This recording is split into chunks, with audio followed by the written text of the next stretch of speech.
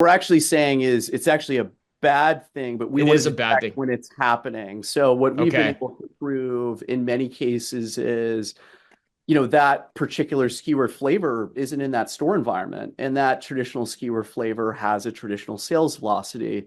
And when you start looking at that data, even inclusive of things like substitution and switching, you start to see that, many plugs and spread scenarios are actually sort of detrimental sort of to both top line and sort of bottom line. So these are some of the things that this type of technology has uncovered. You step into a retailer that's like, hey, we think we have a very efficient operation. We're only at 2% out on shelf rate.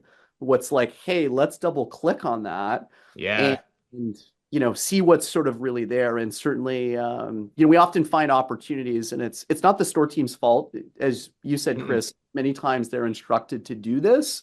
But where we're seeing the opportunity is let's get the right product back on shelf, because it was supposed to be there from, the original planogram design. Right. And I would imagine, Brad, that that gets back to your earlier questions of understanding where the problem is. Is it supply chain? Like you didn't have the product to restock, or, like what's the solution that we can look at when our regional Right. manager is in store? We could address this, we can get through and like have some consistency in what we're looking at to try to get to the root of the problem.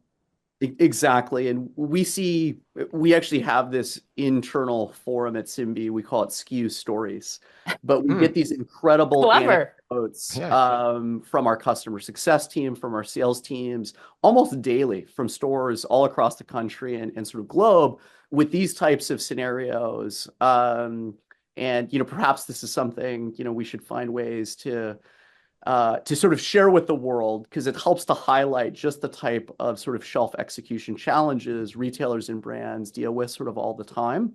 I would say another big area of focus that we've seen with retailers really operationalizing this data themselves is a big focus on DSD. Hmm. Uh, Makes so the sense. Yeah. direct-to-store delivery Right. partners, milk, bread, soda, juice folks, because when a consumer comes into a store,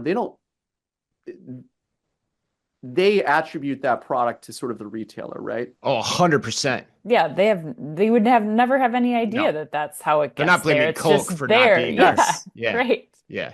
Yeah, Right. so this data is often used to optimize truck rolls. And to your point earlier, Chris, what does the shelf look like before they come in, and what does it look like after?